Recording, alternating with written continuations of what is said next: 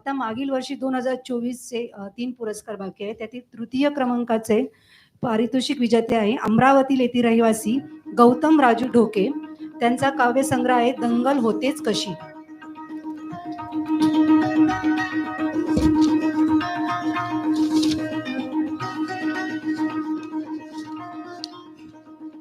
दंगल होतेच कशी हे गौतम राजू ढोके यांच्या काव्यसंग्रहाचं नाव आहे.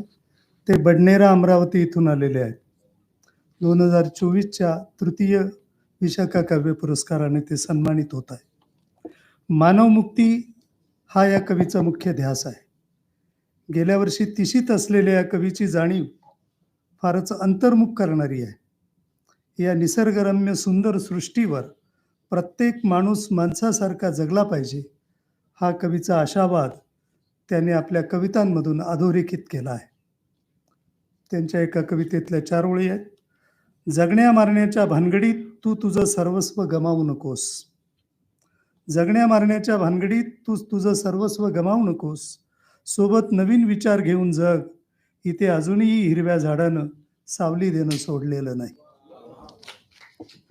मान्यवरांना मी विनंती करते की ढोके सरांचा सत्कार करावा.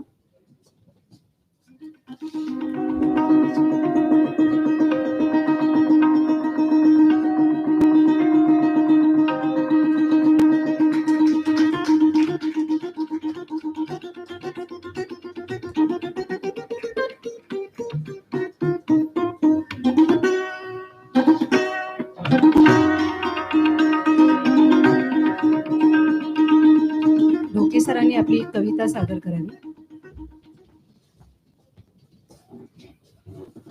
कवितेचं नाव आहे प्रत्येकाच्या रक्तगोठात.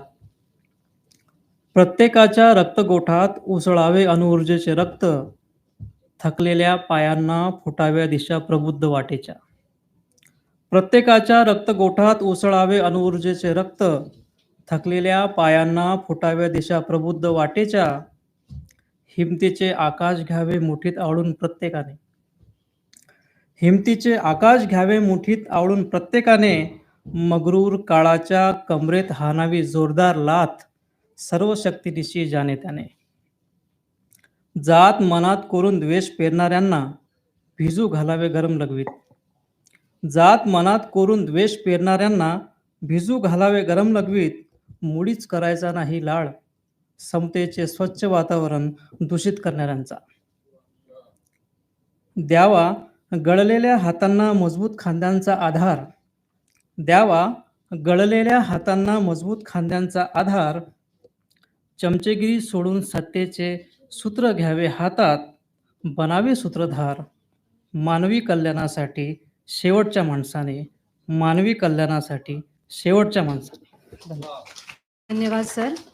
2024चे